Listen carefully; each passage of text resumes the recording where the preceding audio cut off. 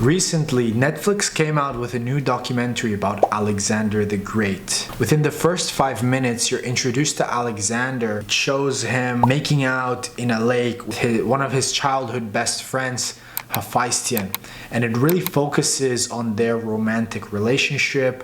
In this video, I wanted to go over the evidence to answer the question, was Alexander the Great really gay?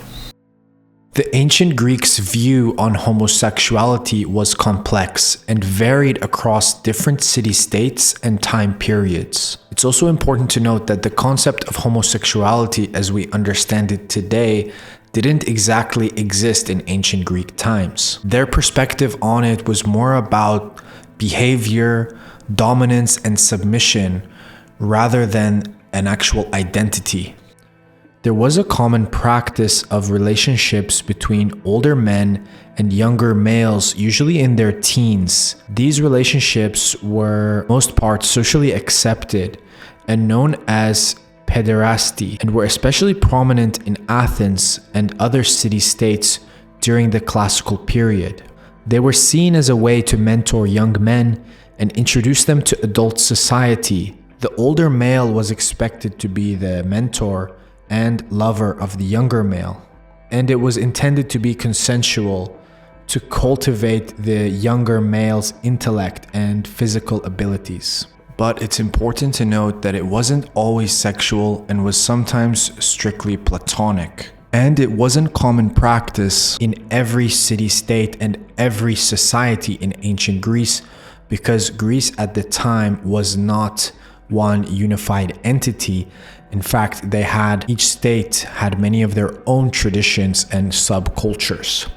So some accepted this practice, while others turned away from it. This was the only somewhat socially acceptable form of same-sex relationship in ancient Greek society. Relationships between two adult men were viewed differently and were subject to more social stigma, especially if they involved a grown man adopting what was seen as a passive or feminine role.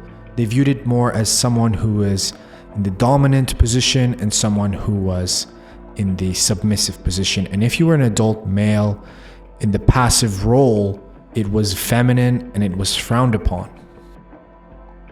But if we look at ancient Macedonia, where Alexander the Great was from, this was a kingdom on the fringes of the Greek world. They had a warrior culture which was all about hunting, drinking, riding, and fighting. From the Greek perspective, they were seen as a people a bit more rough around the edges. So probably their social and cultural attitudes towards gay relationships were a bit different from those in classical Athens.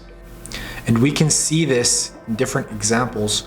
There's a pottery vase which is trying to denigrate the Persians after the Battle of Marathon. It depicts a Greek soldier about to penetrate a submissive and fleeing Persian soldier, and this vase is from Athens from 460 BC, and it really highlights the idea that how they saw the dominance and submission in this context.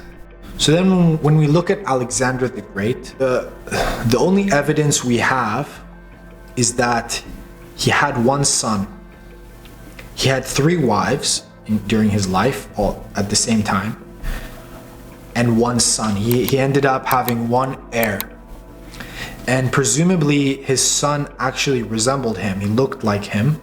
And we know that because none of his rivals tried to claim any illegitimacy. And it would have been to their advantage to do so, but they didn't. So we can be pretty sure that it was his son. From then on, everything else is speculation. Words from different historical accounts. Some are exaggerated about Alexander. And a lot of the belief that Alexander may have been gay or bisexual comes from the historical accounts, mainly of Arrian and Plutarch, were the main 2 sources of his life, where they talk about especially his close relationship with his friend Hephaestion. where they describe a very close bond, a very deep connection. Alexander favored Hephaestion as a cavalry commander to the point where when Hephaestion died, Alexander broke down and he mourned him for days, held a lavish funeral, and he wouldn't even come out from his tent for a number of days. And this is what led many Hollywood writers as well as historians to believe that, a relationship like that, it sounds more like a love, like a romantic thing than a friendship. But Arrian and Plutarch never actually specifically say that it's love, that it's a relationship.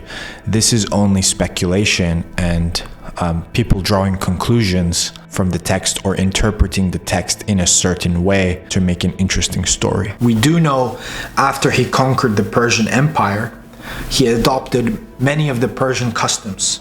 He was known to have adopted Persian dress and a lot of the Persian cultural customs in his court. And a lot of people say that he had a vision of merging these two cultures together. There was also a strategic aspect to it. To secure his empire, he needed the Persians to accept him as a legitimate Persian king. And he was showing respect to their culture by adopting, some of their traditions. And one of those traditions, one of the most important ones for any Near Eastern king, was to have a harem.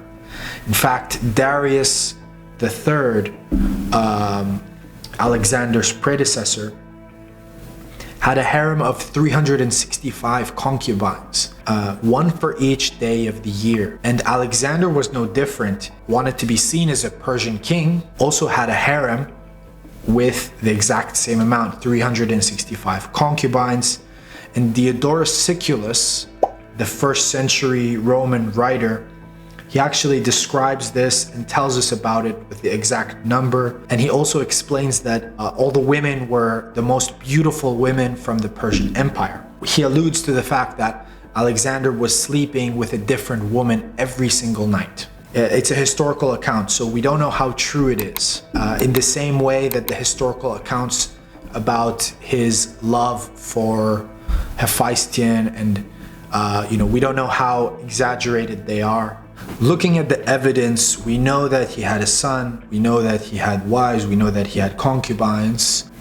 The rest is speculation. Due to the lack of conclusive evidence on the true nature of Alexander's relationships, making a film that interprets history in a way to shock the audience and hook the audience is one thing. But for Netflix to release a documentary asserting claims without conclusive evidence or historical consensus is quite a stretch. They're oversimplifying topics without offering a real full perspective. And it's interesting that they chose to really focus in on his sexuality right from the start, given the myriad of other fascinating aspects about his life. For example, he was mentored by Aristotle, he was talented in music and medicine, he possessed a remarkable affinity for animals, particularly horses, and demonstrated exceptional leadership qualities from a young age. It's a very nuanced topic, and it's not as black and white as Netflix would have you believe. You have to look at the evidence and come to your own conclusion.